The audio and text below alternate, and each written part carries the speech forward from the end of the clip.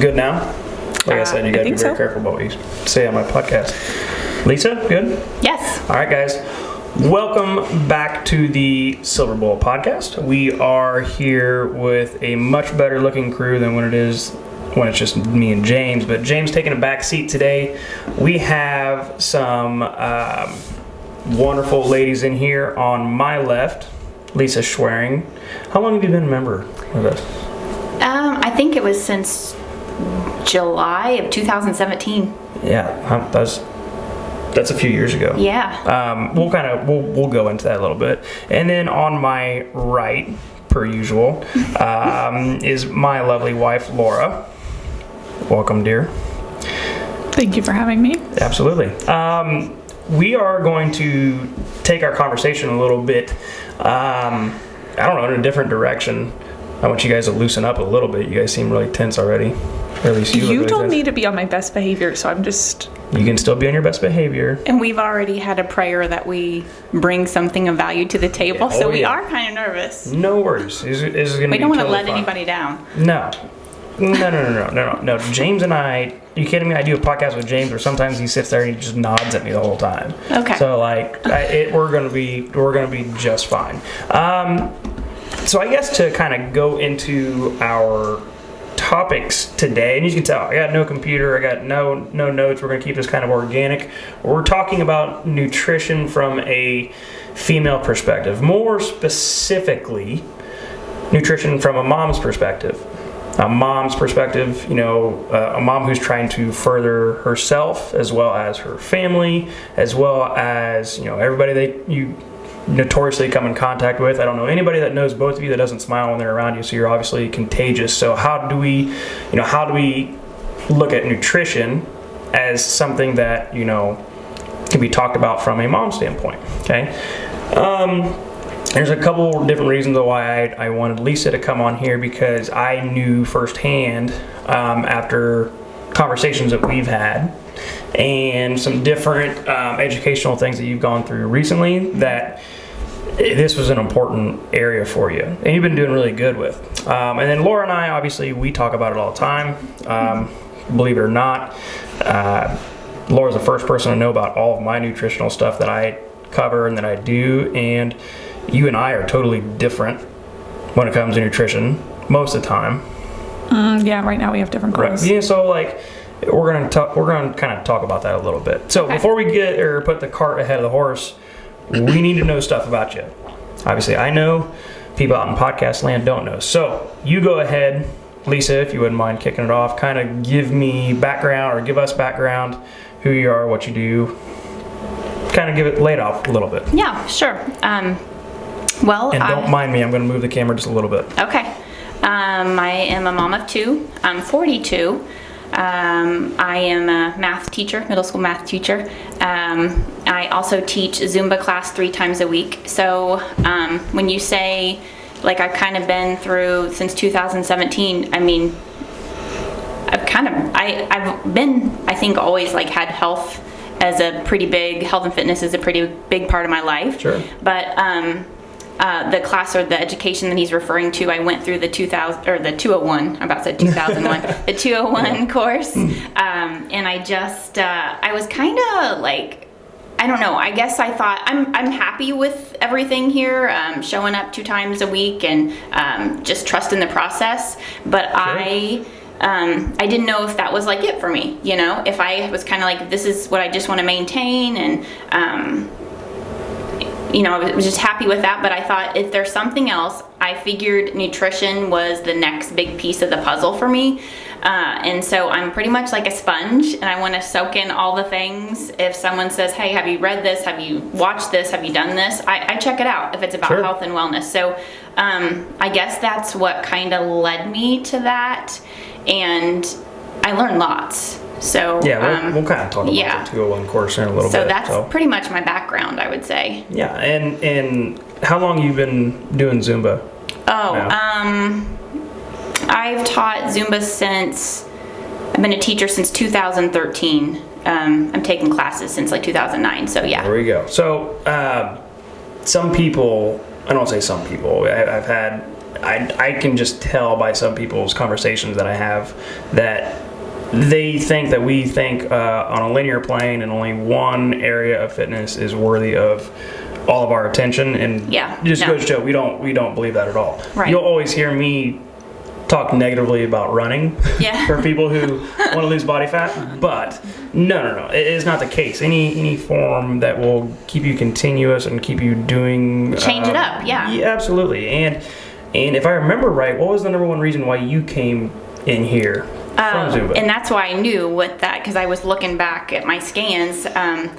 I tell you all the time, that's not like, I don't mean this in a bad way, but I was literally a skinny fat girl. My body fat, people were like, you don't need to go to the gym to work out. James and I use that term, and it is a thing. Yeah, I had, even though I looked thin, and I wasn't, necessarily unhappy with my body, but I had like 31% body fat, and it was in the too high of a range or whatever, so I needed to work on that. And my mom just had an osteoporosis, like bone scan or something, and she's at risk, and I thought, I need to get this in check. If this is, and again, that's always been my goal, just for health. So if something's gonna help me be healthier for my family, for my kids, just for me, I'm all in. Yeah, there was not too many people that came in because like I had a bone scan and I need to increase my bone density. But weight bearing exercise, the best way to do that. So a little bit of background on Lisa, a little bit. You ready? Sure. Okay. So before I let Laura kind of talk about her kind of background on this, I'll chime in a little bit. Laura was a dynamite college athlete. She was she went to college to play volleyball.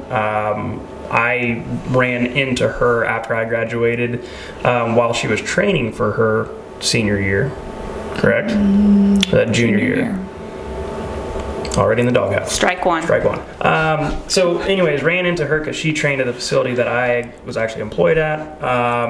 And so she has some very specific background that kind of led her to her different training modalities that I think would be an accurate way to say that. You might disagree, and that's okay if you want to disagree. Am I doing a really good job so far? You're doing great. Keeping this neutral? Okay. So go ahead and kind of lay out for people a little bit your background, what you do specifically, as well as kind of how you got where you're at right now. And then I'll tell them if you were lying or not. Okay, great.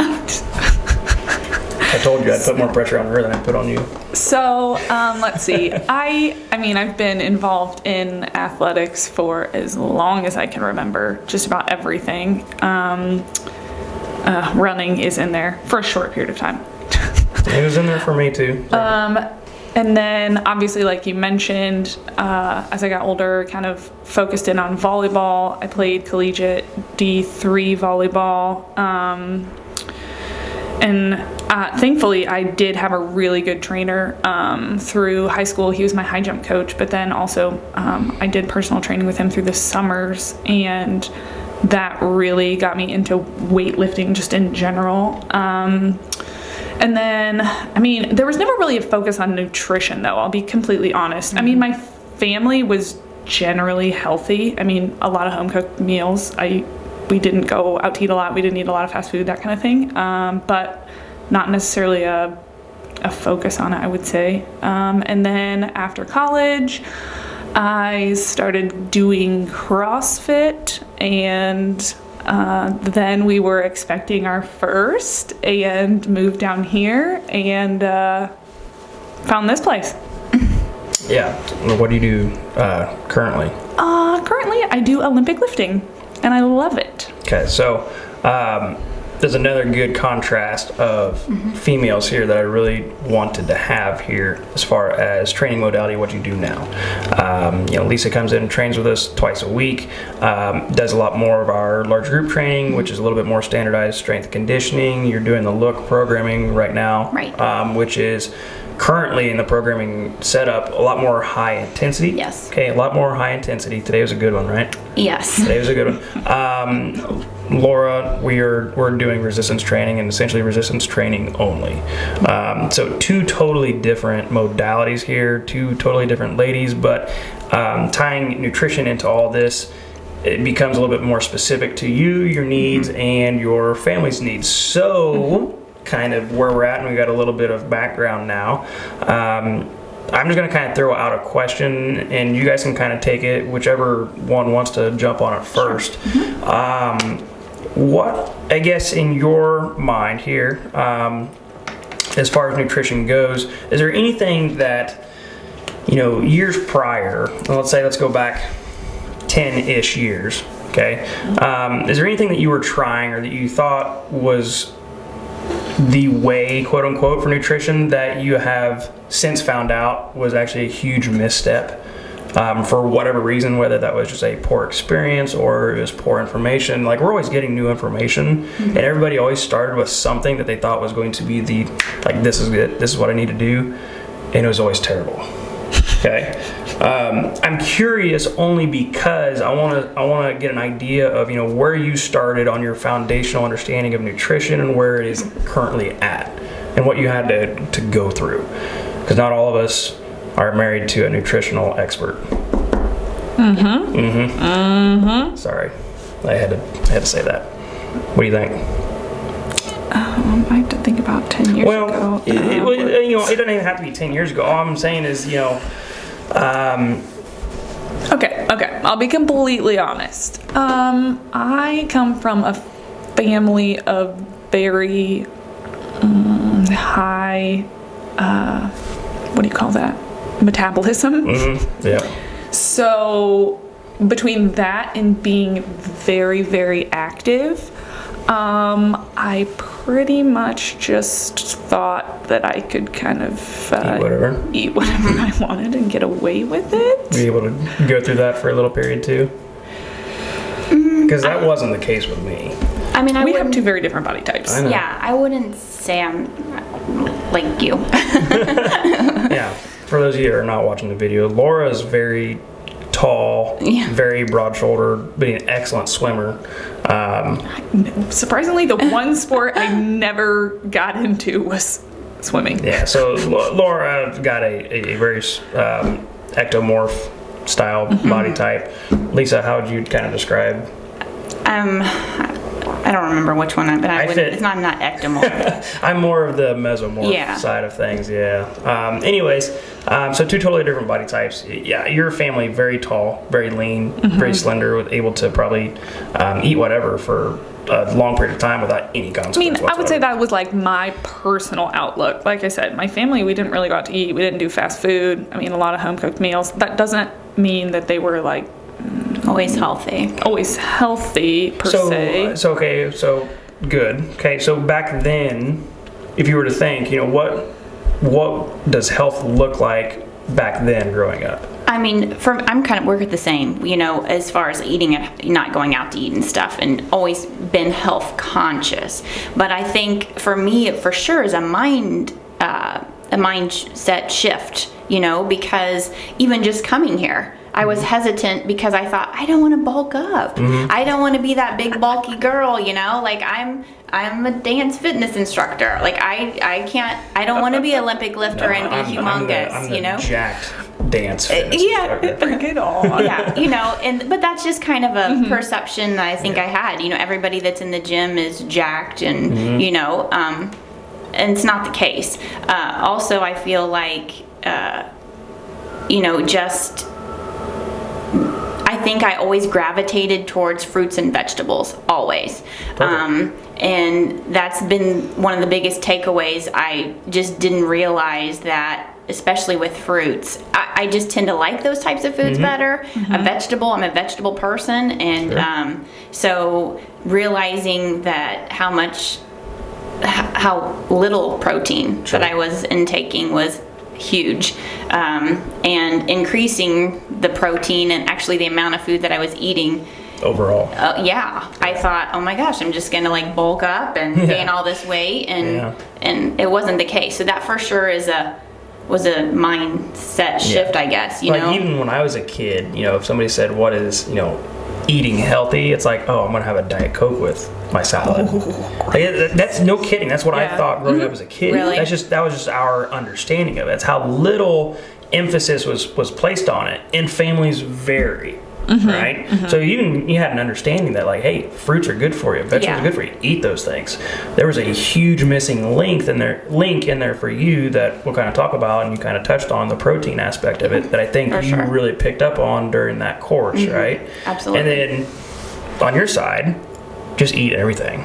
Well, Because that we was could. yeah, because I could. Okay, so all I'm getting at is I kind of set a stage for, dynamics of how we were raised family-wise that are totally different from one another. Like, mine's different from yours, and yours is different from And each even other. just like, I guess, eating whatever you want because you know you're going to work out the next day and burn it off. You know what I mean? Just if you eat junk. You're touching very well on the mindset stuff. So that's been huge. Okay, so now where we go from here, okay? How have we changed our mindset? How have we changed our application? What are some very foundational and small things that you have either changed, either just you personally or family overall? I mean, we only have 2 kids to cook for, okay? So, like, and they're very young, so, like, we obviously make the changes pretty quickly, but a lot of the stuff you're learning, and your kids are a little bit older. How old's your oldest? My daughter is in 6th grade, so she's 11. Not quite a teenager yet, almost. Not yet. Though. Yes, Okay. close. So, and our kids are 1 and 3 currently, so all just about to be teenagers as well, it feels like. Don't blink. I know. So I guess take me through, you can get as specific as you want. What changes, looking back from what you knew about nutrition, have you really made within your guys' household, or you specifically? Any things that maybe are not common among other families that you know or that you see? I think, my daughter I mentioned was in 6th grade. My son is now in 4th grade. But when he was in 3 or 4, like about in preschool, we had to make some dietary changes because we had some intolerances or sensitivities, allergies, whatever you want to call them. So that started probably about the time that I started teaching Zumba. So we started cutting out gluten and dairy, and since then, I guess I'm the reason they're a mess, because that I found in my DNA testing and stuff that I'm also intolerant to those things. So I feel better when I'm not ingesting those foods. But and you tested that hypothesis, and it's true. Yes, for sure. Okay. Yes. So that's probably considered abnormal for most people. I would say 100%. And just learning about gut health. I don't know when, how, or somewhere on this health journey, I've just learned to support my gut health and make sure I have good digestion and all of that. So those are all things that we do that are probably not considered standard, but they're working for us and definitely making us healthier. Did you ever have kombucha when you were growing up? No. Yeah, me either. I had the fun yogurt that had probiotics in it. You couldn't force me to eat sauerkraut either. Yeah, that's what, or fermented foods. We were big on sauerkraut, but that's like our family always made it and froze it. But not. I didn't realize that it had any sort of special gut health benefits. Yeah. It was just kind of a German thing. And so my kids are used to that now, So, I mean, they don't know anything thank different. Goodness, right? So just because of your knowledge, application, your kids are already at a head start as far as health goes compared to other families. Not that we're like directly comparing it's overall health. No, it's you do the best you can. But it is application of what you know, right? And we were forced into that. So we were having some, we thought it was appendicitis for my son, and we just found out. So we were having some physical issues and we had to fix. So it wasn't like I just started researching and thought, I'll try to do this. We were forced into it kind of overnight. There was a high motivation there. Yes. Yeah, and everybody's got a little bit different of a motivational, catalyst, so to speak. But regardless, it's what you know, it's what you're applying, and it is a radical change from probably how you grew up. For sure. Right? Yeah. You want to share your thing? I gotta remember. Okay, you keep thinking. So I think I think it's funny not funny, but it's worth noting that not everything that you learned came all at one time. No. You've been here for 4 years, and we just went through a spell where I think we probably opened your eyes up pretty big talking about this 201 course. So obviously I know about it. I know the course. I put it together. I ran it. Why don't you kind of talk about it a little bit from your experience on how that went and kind of where, at least what you picked up that was super important. Yeah, sure. So I thought, like I was saying, I had heard you kind of advertising and stuff and about the 201 course, and I thought, oh, this is something I probably should do. Do I want to devote the time? Do I want to, put the energy in all of this? And then one day, which you said today's workout was great, and it was the bike. I love the bike. I love the bike. I love the bike. I repeat it to myself and waiting for it's going to sink in because I really hate the bike. But there was a challenge, a 50 calorie, and gosh, I that's totally how I forgot got. about this. That's how I got on this course, you guys. Yeah. So you had said, she won the challenge. If you want to do this, I'm going to put your name. And I knew I had checked out the syllabus. I knew this was like the next thing that I thought I should do, and I was like, this is a sign. I'm riding that darn bike. Okay, put me on. Let's do it. Thankfully, put me in, coach. Yes, thankfully I had a couple other people in the same class that motivated me, and my name got drawn out, so it was meant to be, and that's how I got in. So I really did. I mean, I knew about this, and I had lots of friends in the dance fitness kind of say, "Hey, do you count your macros? Do you track stuff?" And I didn't even know what a macro was. I didn't. I thought it was like part of food, like part of a food. I didn't realize it was just a combination of carbs and fats and your protein. I just was like trying to see on the label, is there Scoot your mic back a little bit. You're good. Sorry. You're good. Is there a macro, content? No. So I really was clueless. I did not know what I was getting myself into. And that was kind of the emphasis. There was a lot more physiological stuff in that course, but at the end of it, because it was rooted around physiology, it became what does the body need from a specific macronutrient level, and thus you have quote unquote macros that were calculated, right? And so everybody looked at it like, oh, we're going to learn about macros. That was kind of like the secondary thing that was going to come with it. At the very beginning, it was just, you got to learn this stuff so that way it makes sense and then it's easier to apply. So, sorry. So, yeah, it had a little bit of a macro background to it. Yes. So, I mean, there was, I would say the biggest takeaways from that timing. Timing of the food that I eat, the content of the food that I eat, just the recovery aspect. So there's lots of little things, but I mean, do you want me to tell them what I did wrong? Absolutely. Absolutely. Okay. Sure. You can go as far as you want. Like overall, how was the course? Oh, it was great. I mean, I highly recommend it. That's a good start. Now let's go from there. Yeah, it was very eye-opening. Like I said, I had just recently, if I'm supposed to be ingesting, let's say 120 grams of protein a day, when I started tracking, I may have been on a good day intaking 50 grams. So that explains afternoon crashes for me, energy, you know what I mean? It was just like, you've experienced that. That's way low. I know. And I just felt, and it wasn't like I didn't miss meals or anything. I was just eating the wrong things at the wrong time, and preventing you from the opportunity of consuming. And I wasn't ever hungry. So why am I going to eat more? I didn't feel hungry. And so, that was a lot that I learned, so that was really good. But what I did wrong was I just jumped in. So if I'm ingesting 50 grams of protein, that's always a fun one. Oh no, 120 the next day. Yeah, I just thought let's just go 0 to 100. I did. So I remember the next class, Colton said, you want to gradually increase this. Ooh. And I was like, oh, whoops. That's why I'm awake at 1 a.m. and my stomach and digestion is which I had never had trouble with sleep or digestion. And that all kind of went to the wayside. So, but then you said, we had a long talk about enzymes after that day. If you have trouble, I just had to trust the process and it got better. But I did go about it. You have to go back and then work back into it. Yes, I did go about it the wrong way. It's okay. Live and learn. That's right. if I would just listen to the coach, You don't agree with that?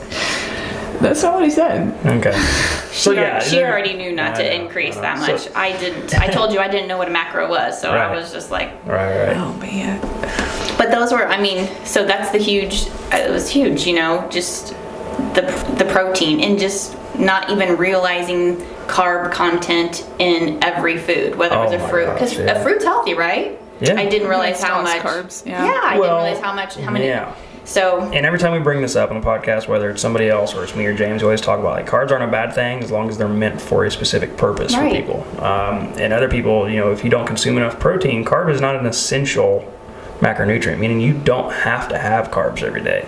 But they're there for performance metrics, recovery purposes, stuff like that. So don't hear this and be like, oh, they preach low carb. I preach low carb to people that it matters to. Other than that, the macro is still a macro, and if it works, we're going to talk about her in a second and how many carbs she eats on a daily basis. absolutely, and see, that's the thing. I already said that we limit gluten, so it's not like I really was eating a lot of bread and pasta Yeah. anyways, but I still had Sure. the carb and the ratio to the carbs and the protein. Everything was out of whack for me. So we went from understanding that fruits, vegetables are very good. Didn't quite understand what was in all the food that you were consuming, so it was eye-opening, at least when you started tracking that. I think that was the first thing I said day one. Start tracking your food. Yep. Purely for the sense that you're going to start learning what is in, what macros are made up of what food, or what foods are made up of what macros, right? Protein was probably the biggest one. Yeah, and I think 100% that was probably the turning point for you. Yes. And what happened today when you scanned, right? Would you agree? Yes, I had to 100%? be. That's the thing that I've changed the most. Really the only thing that I've changed. Was protein consumption. Yes. Yeah, and you more than doubled it. Yeah, she had a really good scan. Well, tell us about the scan, if you don't mind sharing. You can go into as much as. I'd have to pull it up, on my other, because on my phone. But I noticed that Just know that it was really good. Yeah, I had my weight, which I know we're not really supposed to focus on that, but it went down. Skeletal muscle mass went up, and percent body fat down. So it's probably one of the best scans I've had for a while. That's if there's anything that you wanted your body scan to reflect, it's that. Yeah. Scanned it, right?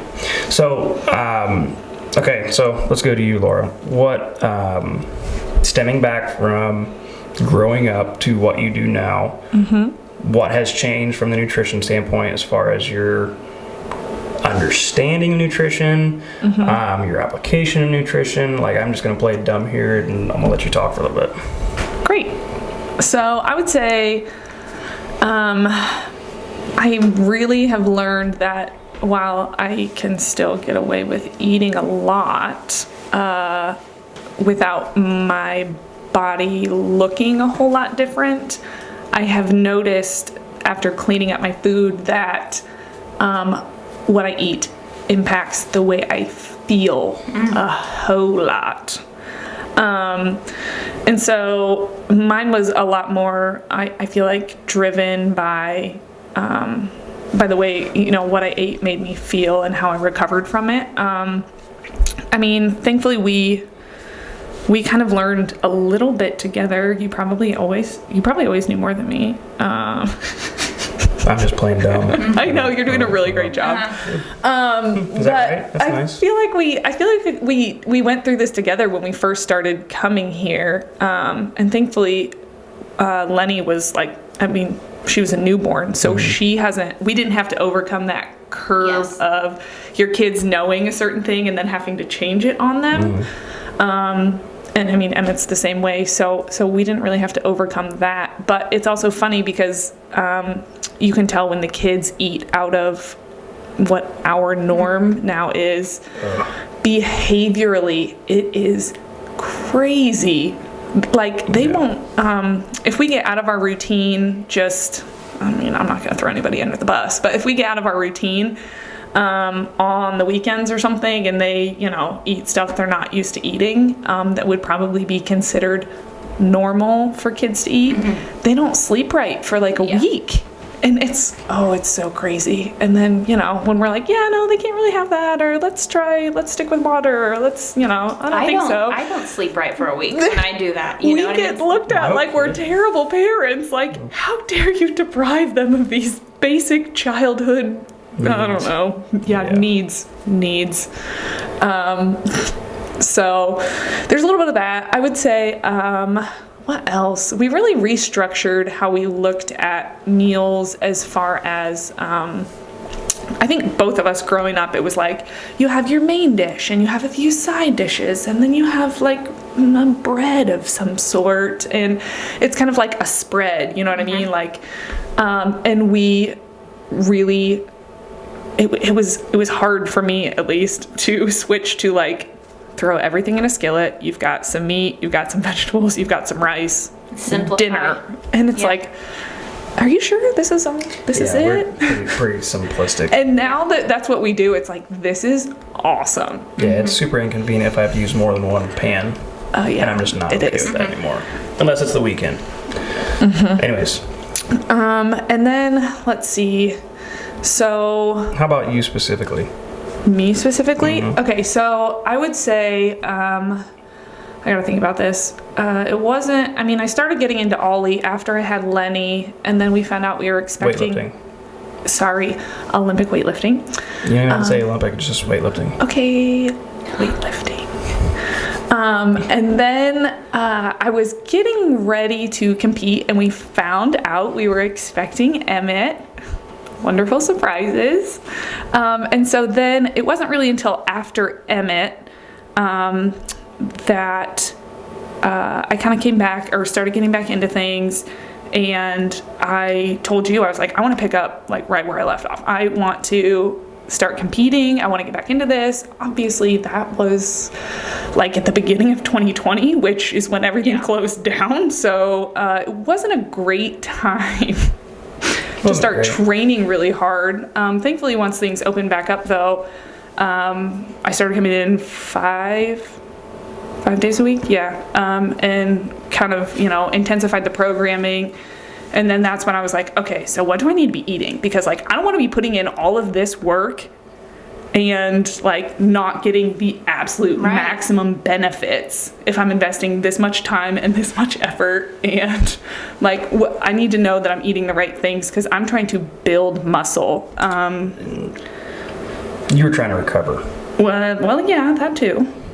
But I also needed to be a little stronger. You're good. So, if we're looking at my goals specifically, we talked about going up a weight class because in weightlifting there's weight classes in order to qualify. And so then with each weight class there is that there's a qualifying total, which is where when I was saying I really wanted to build muscle, I still need to, I'm not there yet, get stronger to hit that qualifying total. And so that's when we kind of talked about macros, and I gave you a hard time. I kind of scoffed at macros to begin with because most people usually do. Well, I know.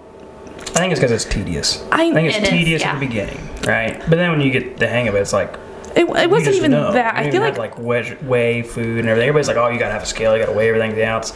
You do that while you're tracking your food for like 2 weeks until you just know. Yeah, I feel like I only knew macros in the context of like figure competing, which if anybody does that, more power to you. But it was like always figure competitors, so it was a very restrictive. And then I just felt like there was never an emphasis on the quality of macros because not all carbs are the same. You can go have a bowl of... You can go have a bowl of cereal and it can fit into your macros. You can go eat, you can eat whatever you want and it will fit into your macros, but that doesn't mean that you're getting the benefits out of it. This is a wormhole because you have macros for performance, macros for recovery, macros for maintenance, and therefore, But so that's why I was skeptical at first. Regardless, I don't teach that way. You can ask her. No. Like I didn't say that. Hey, Captain Crunch fits in this, right? No. No, I didn't. No. So you put such an emphasis on the quality of food, and so thankfully I had you at home because I was like, okay, so what does this mean? Like, Right. what do I need to eat? So basically, to kind of tie everything in here, okay? We're talking about putting you up a weight class, which means you had to be gaining weight, which means you need to be bringing in more calories than you're burning, which means that the workouts had to be very consistent. We got to make sure you're getting enough protein, and then from there, it's fill in the rest of the calories essentially with carbs. So it's not uncommon on a daily basis that you're consuming anywhere between 200 and 250 grams of carbohydrates a day. I can't do that. It has to be very specific days that I do that. Otherwise, I'll swell up. That's just my body type. And I think you kind of hinted at that as well, right? I would not. I wouldn't feel my best. Right, and two totally different training modalities. Okay, and I don't know about you, but we don't push macros on our kids. No. We don't do that. We essentially look at the macros that we need or desire on a given day. And we obviously plan this out on Sundays. Like we have an entire whiteboard, pretty cool, or chalkboard for our meals. I'm like, okay, what are we going to eat Monday? Okay, what are we going to eat? And we more or You less, guys are good. We more or less Wednesday do are leftovers. that so we know what leftovers we have for the kids to go to daycare. Well, and to We pack still our pack. lunches through the week. Well, We there's have to pack too, the most important. Anyways, so we essentially just, we look at it and we plan meals based on, okay, this is a training day for you.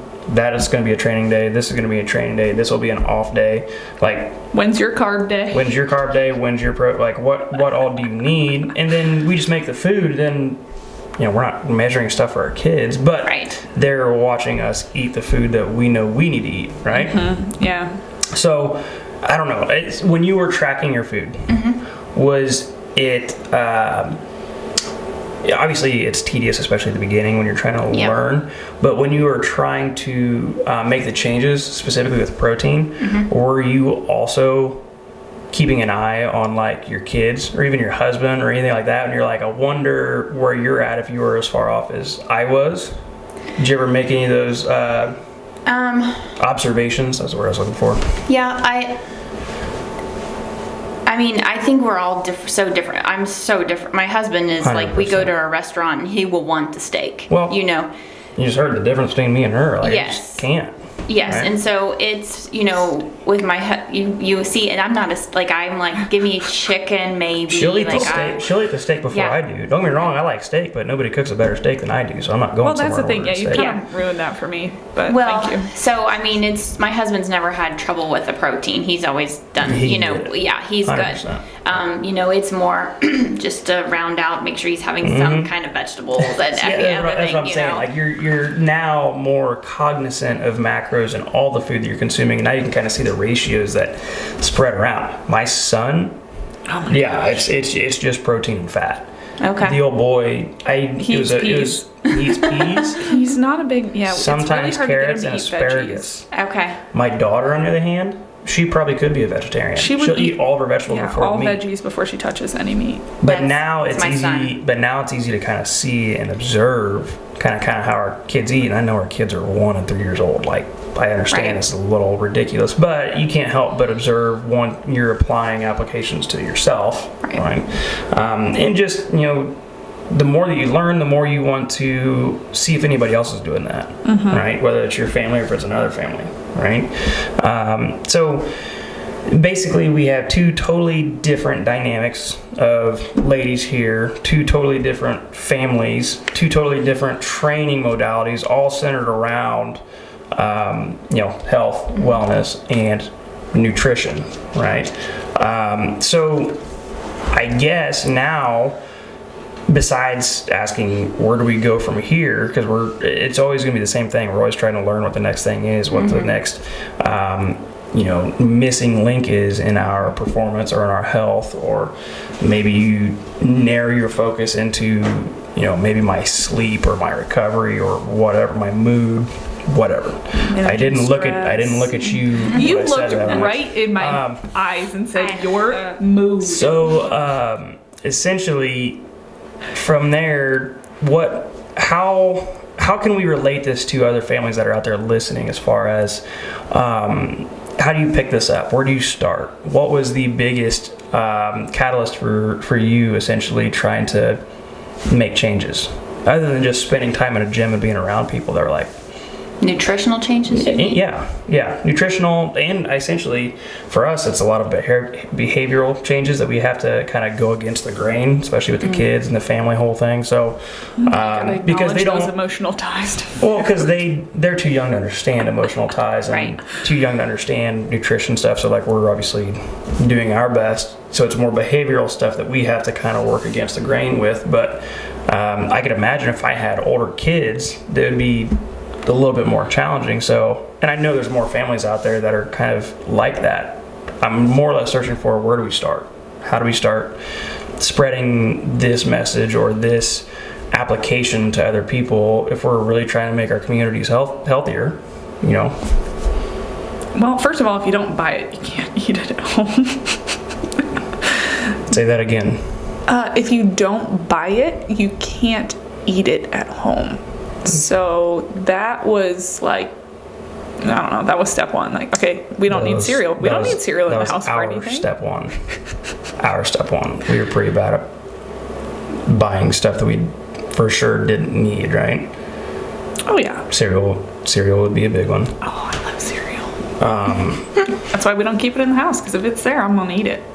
What do you think's the first step for most people? It's a hard question. I think.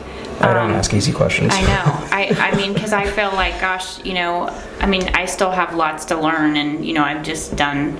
We're all looking for the next to get to constantly improve and get better. So I mean, I would say maybe just. I think you have to just pick somewhere to start. So if it's food, and you're talking about how you guys meal prep on your boards, I'm much more fly by the seat in my pants, but I do try to do small things. Like when I go to the grocery store and I've got my go ahead and clean it and cut it and put it in there, so that it's like more of a convenience. I'm trying to think of convenience things. Sure. So Yeah. if it's ready to go and I'm getting home, I can, like last night I got some fish out really quickly and started thawing that and some more water and put some vegetables in a pan and roast, and we're going to be good to go. There you go. So it's just maybe just like any small step. Don't start too big.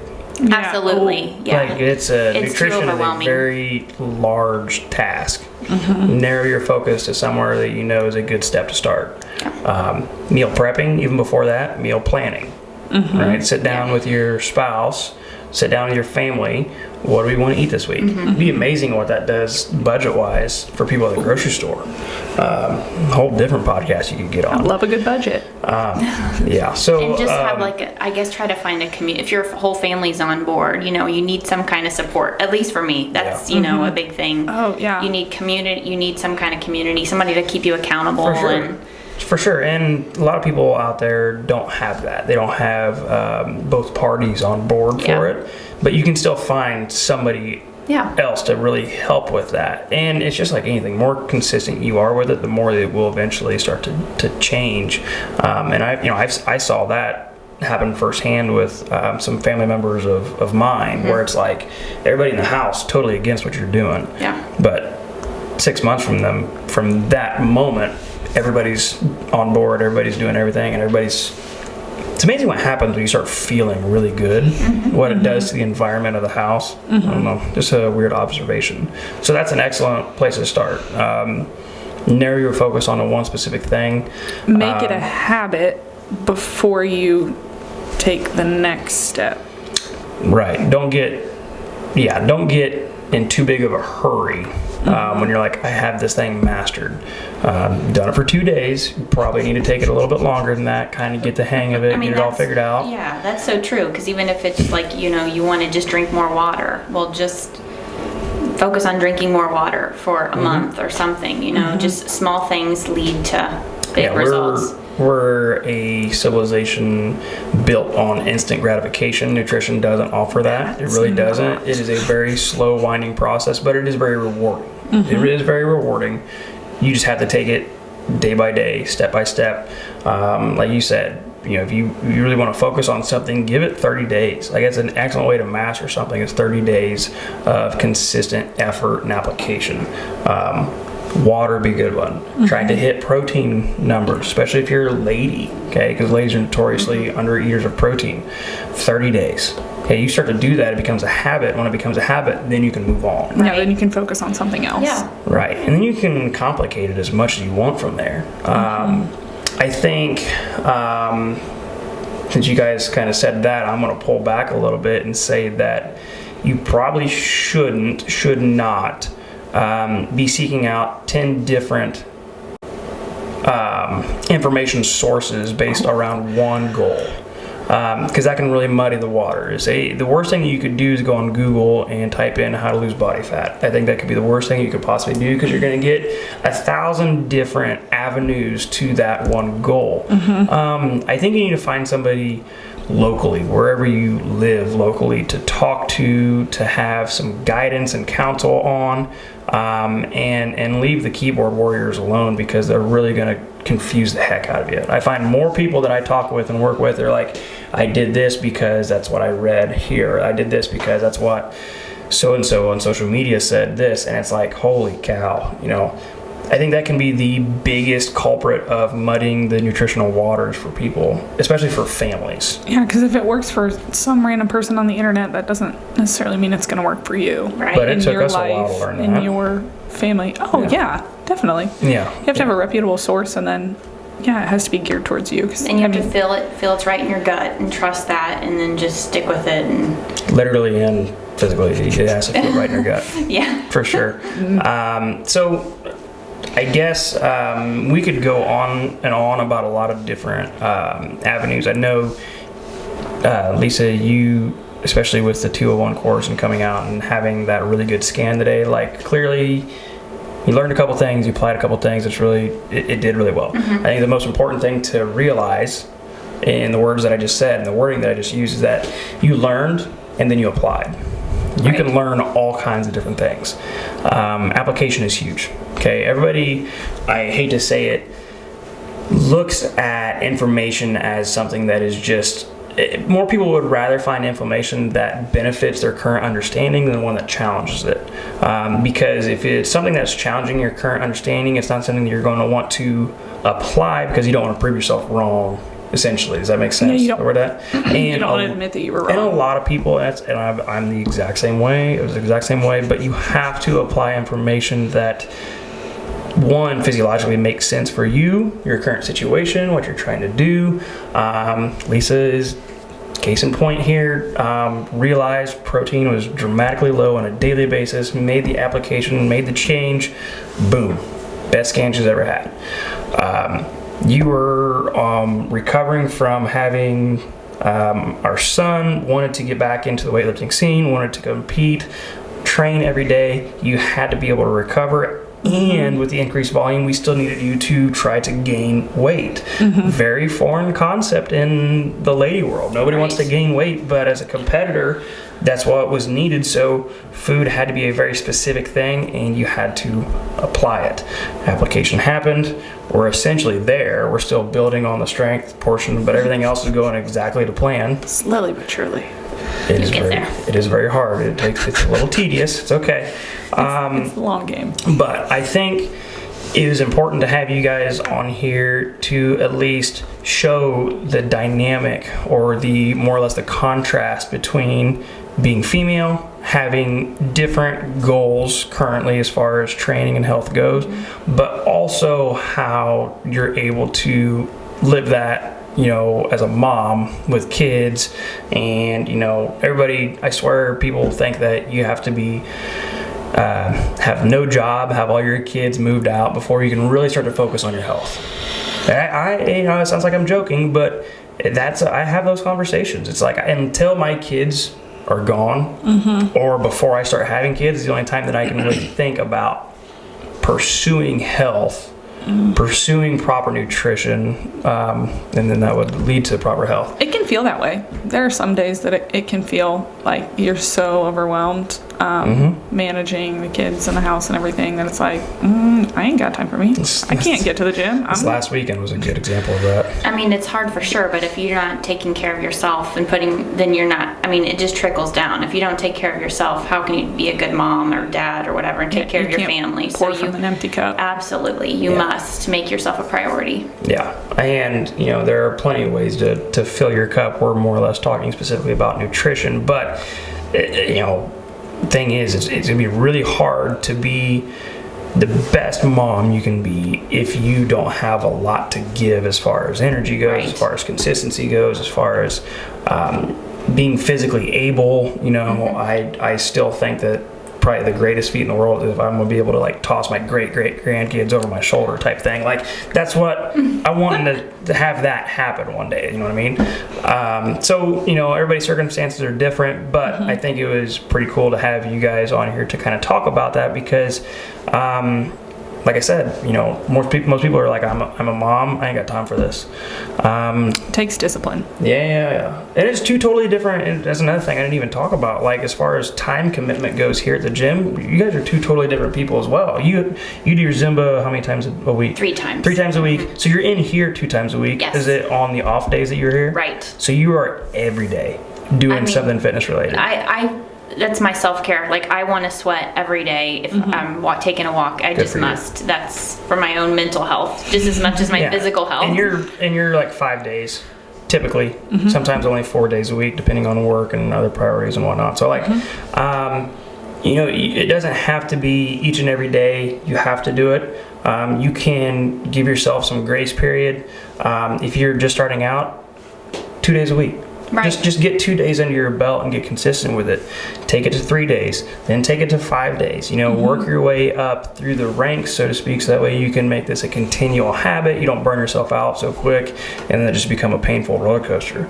And I think, I know I've been there before. I work out 3 times a week now. People are like, oh, you work out every day. Not because I look great or anything, but it's one of the things. You live in a gym, you must work out every day. I work out 3 days a week. That's what this dad likes. That's what works. Yeah, I would say after having our kids, obviously my competition days are over. I'm done. I passed the torch on that one. Having Lenny, I was a lot more focused on like getting back in here 5 days a week, working. You know what I mean? The bounce back. Yes. Yeah, there's still people that do that, and everybody. It's a learning curve. You got to figure it out for yourself. And then after having Emmett, it was much more gradual. And even then, like the first time for the first 2 or 3 months that I came in, I didn't even touch a barbell. It was just all accessory work and just really gradually rebuilding that foundation. Yeah. Being a mom is tough. Being a dad's tough, but being a mom's tough. Yes, being a dad, yes. So for you guys to be doing what you're doing, bravo to you guys in the way that you're able to do it. I mean, we all have the same 24 hours, right?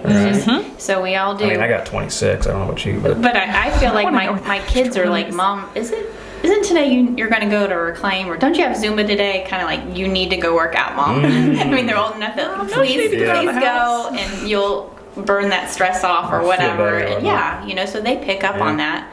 That's awesome. Sure. Our kids aren't quite old enough for that. They just want to come and hang out with Dad at the gym. I tried to put a PVC pipe in my daughter's hand, and she did an overhead squat. And I was like, that was awesome. You want to do it again? She goes, no, thank you. Good manners. Great. Oh, yeah, great Focus manners. on that. Yeah, if I can just keep building up that squat. So, man, we're ticking along on time here. We're about ready to wind this thing down. Not kind of quick how fast this goes. Thanks for coming on and like sharing a little bit of your guys' experience and stuff that you guys learned. I think it is always important to have new people come on and be a voice of reason, so that way people just aren't listening to James and I talk, especially females. Okay, it's super helpful when you have females that are able to be relatable. The water bottle's very loud. I'm so sorry. It's okay. To be very relatable, because people And not as intimidating, maybe.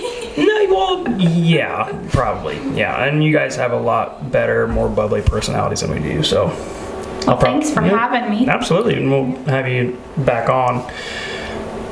You can come back too, I guess, dear. Thank you. Thank you for coming on my show. Thanks for inviting me. Yeah, absolutely. anything you want to leave off or leave our guests with as far as encouragement from a mom whenever we're looking at nutrition, anything like that? You got 1 minute. Anything? I think we said it best when you said you can't pour from an empty cup. You've got to make yourself, whether you're a dog mom of, single, married, dog mom, whatever, about that. any person. Aunt, yeah, I mean, it any doesn't sort matter. of You've got to mother-in-law. make yourself a priority. Yeah, give yourself a little grace. It's not going to be perfect. If it's not perfect, that doesn't mean you get to stop. That means you get to try again. Press on. Ladies, thank you so much, guys. Thanks for tuning in, listening. This is Silver Bowl Podcast.